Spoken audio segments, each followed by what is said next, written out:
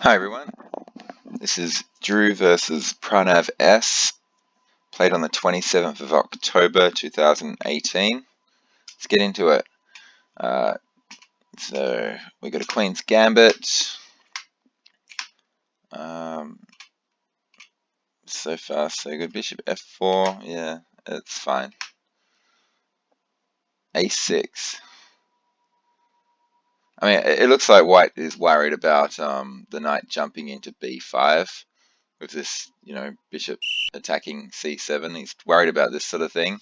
It's not really a problem. I mean, the moment the knight jumps to b5, you can just play knight a6. So I think playing a6 here is a bit of a waste of a move, and white should probably just castle. So black's played a6, and now the bishop dropped back to d2. Why? The bishop's already out. Black's just wasted a move. White should just get on with it. Play e3 and have a great position and be happy that this move is being wasted here.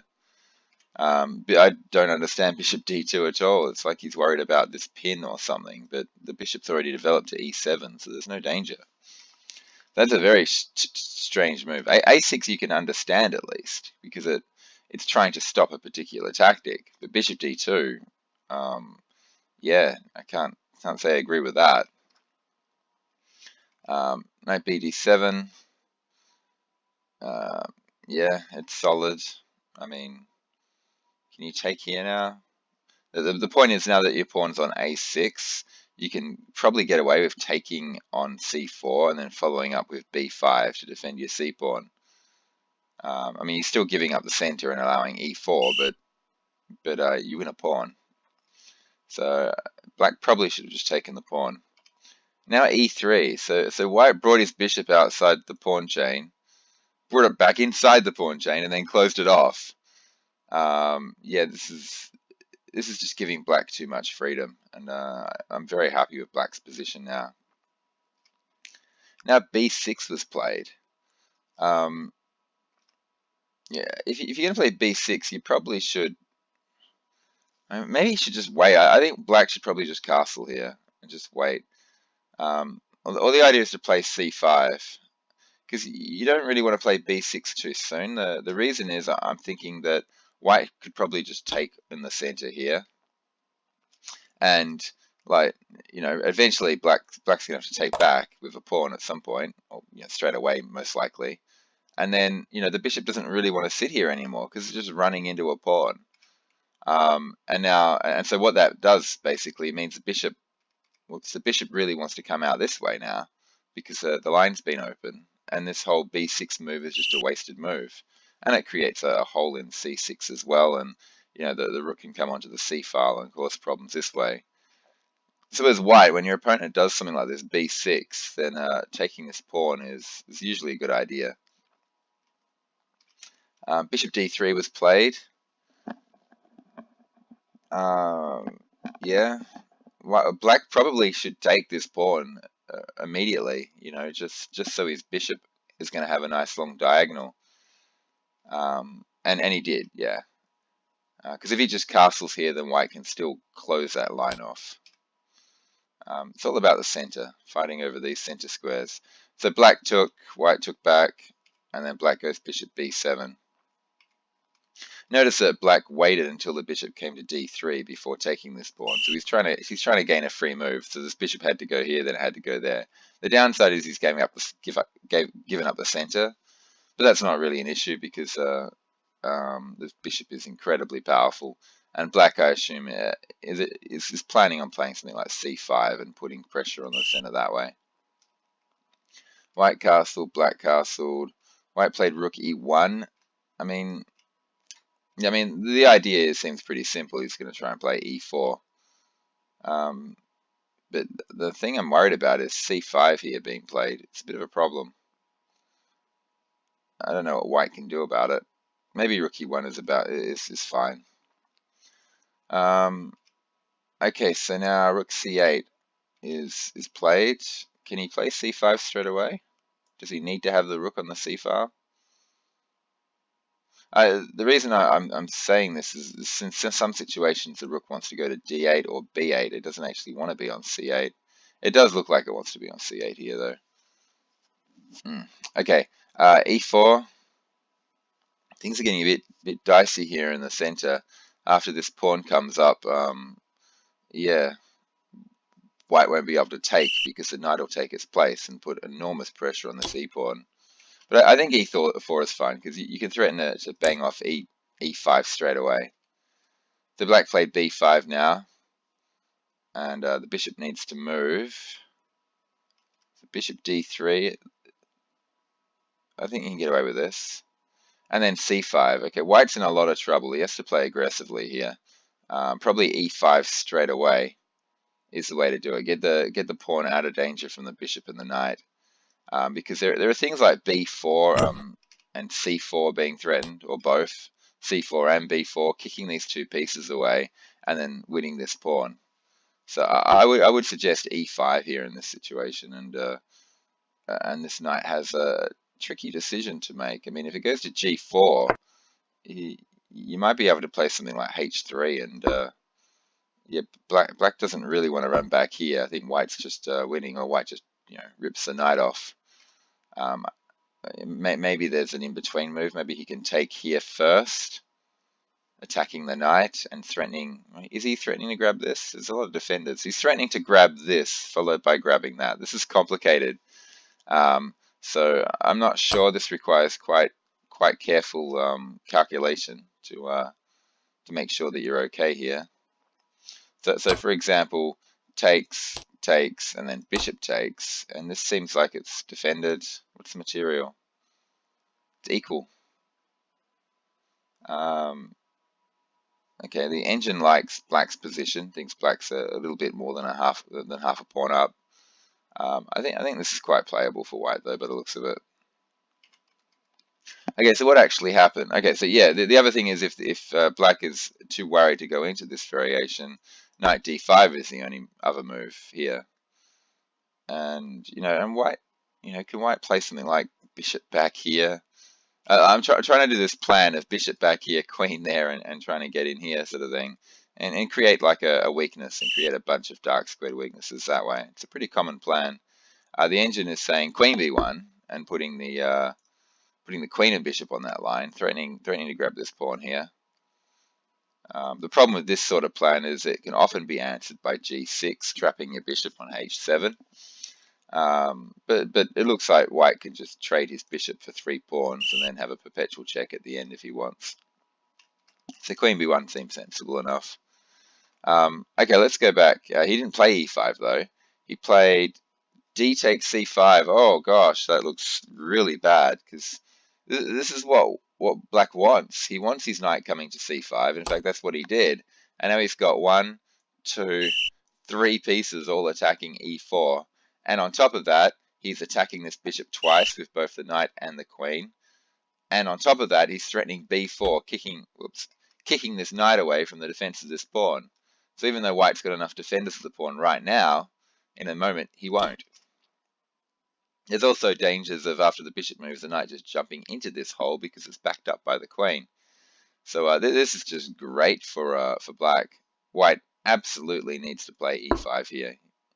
I think everything else is terrible. Just looking at the engine options, yeah, e5. It thinks e5 is just a slight advantage to black. d5 is another move that seems to be possible, but you're almost a pawn down, a whole point of material down. Okay, let's go. Knight takes, bishop moved back to c2, and well done to black. Yep, b4, very good stuff. This knight has to move somewhere, and the moment it moves, you lose the e-pawn. And you can't. I don't think you can do stuff like e5. I think e5 just loses horribly because he just takes, and then if you try and take here, he takes here, and he's threatening your rook and threatening to queen. So even though you can go here, threatening to take his queen, he gets a queen and says check, and black is just a whole rook up. Okay, so the knight had to move. The knight chose a4. I think everywhere is bad. Knight a4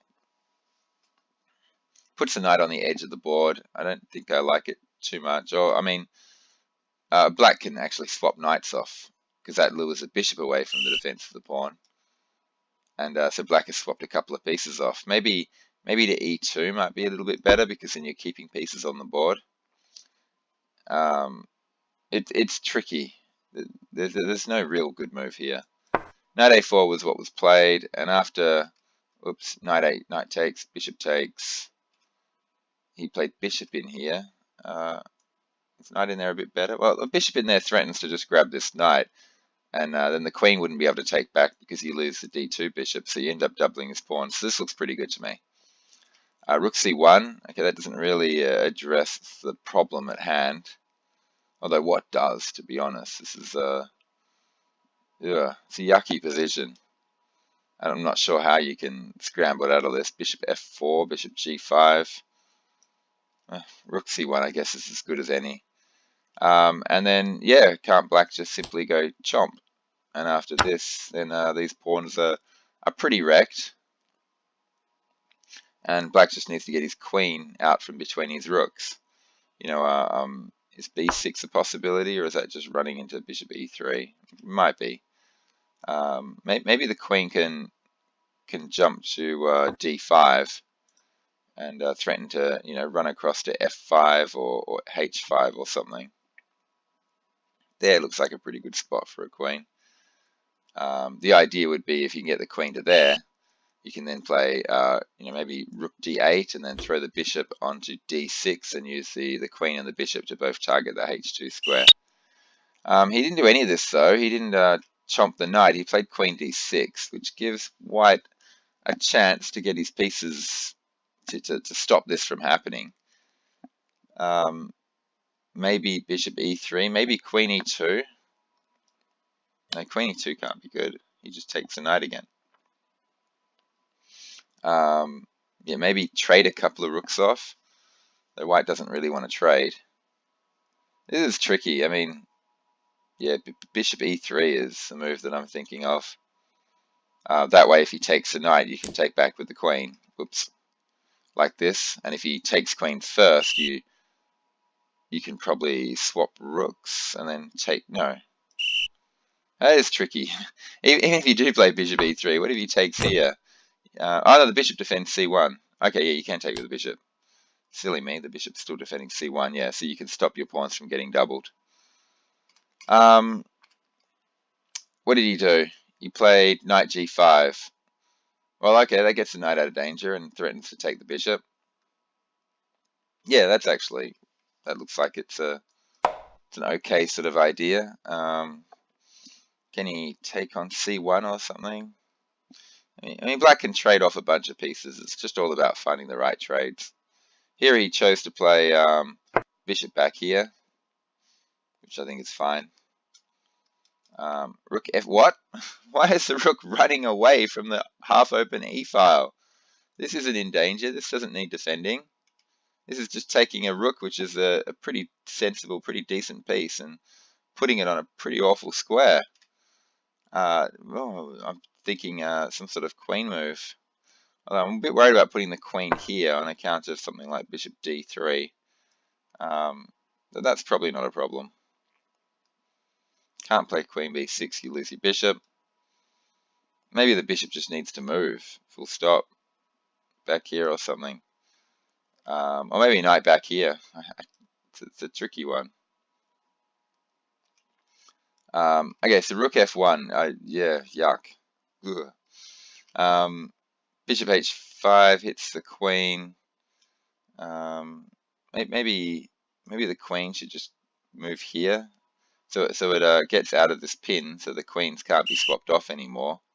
It also ties the queen down to d6, so that maybe this pawn might be a problem later on. So queen e1 seems like the move. He played knight f3, but that just allows the bishop to take once again and double the pawns. And this time black saw it. He took... White took back with the queen. That's pretty much game over because he just loses a bishop. He had to take back with the pawn, and this position is looking pretty good for black. Well, very good for black. Black is a what is he? He's a pawn up. and these are doubled isolated pawns. This is an isolated pawn. This king is wide open. Yeah, this queen might be able to move to e5 now, and yeah, maybe throw bishop d6 in the following move. It couldn't go to e5 before. There used to be a rook guarding that. And if the rook were to hit the queen, then the queen could either steal this pawn or just ignore that pawn and just run over here, preparing something like bishop here and putting a lot of pressure on h2 and attacking this really weakened king. And the other idea would be to also try and get the knight to d5 in conjunction with the bishop, and either try and jump a knight into here or jump a bishop into here. Once this king position gets opened up like this, you just got to find a way to get your pieces into the holes, and the holes are the squares in front of the weak pawns. So you got the h3 hole, and you've got the f4 hole, and the f5 hole. In fact, everything above the h pawn and f pawn are holes, basically, that would become amazing places for black's pieces to sit. Okay, so we took with the queen. Queen takes. This game's over. There's probably not much point looking at this anymore. What does white do? Does he just play rook here, just abandon these queenside pawns and try and get his pieces active?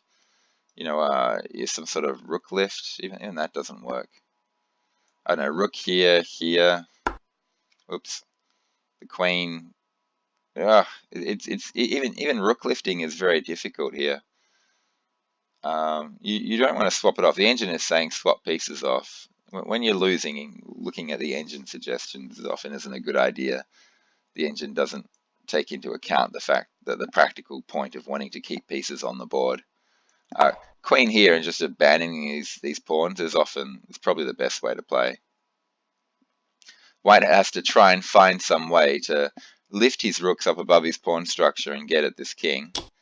He also has to find a way to get his bishop pointing at this king side as well, and reorganize his army so he can get some pressure onto the g and h pawns. Very, very hard to do.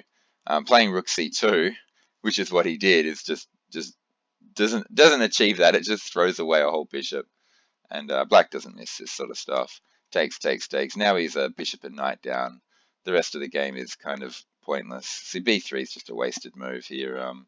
White needs to now do something incredibly aggressive, like g4, g5, h4. Try and use these two pawns as battering rams. Plays king to h2, his rook onto g1, and try and open up lines as king. It's like the Hail Mary, the last resort. When you're in trouble, just start. When you're completely lost, just start marching your h and g pawns up the board and try and open up a line to this king. You might not get a checkmate, but maybe the potential for perpetual check comes up. Okay, b3, yeah, he's got no hope. He's running his queen in. Yeah, black's set up a nice little fortress position here. Queen offering the queen swap off. The queen hops in here. Now black is just getting his pieces incredibly active. The knight, the queen, the rook. This is good stuff. h3, yeah, and this passed pawn is just rushing through. Queen a6, offering the queen swap, queen back. Bishop d6, getting his bishop in position as well.